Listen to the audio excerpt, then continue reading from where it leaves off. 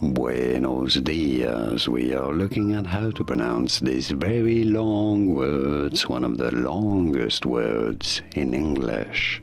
But we'll be looking at how to say it in Spanish. Well, there is no straight up translations on how to say this word in Spanish, therefore you have to say it Spanish way, but it's going to be the same word because there's no translation for it. So how would you say it in Spanish? Supercalifragilisticexpialidocious. Supercalifragilisticexpialidocious. Pretty straightforward once you know. Supercalifragilisticexpialidocious. And now you know. Supercalifragilisticexpialidocious. Here it is, and now you know. Here are more videos on how to pronounce more interesting words from Spanish whose pronunciations aren't always obvious. I'll see you there to learn more. Thanks for watching.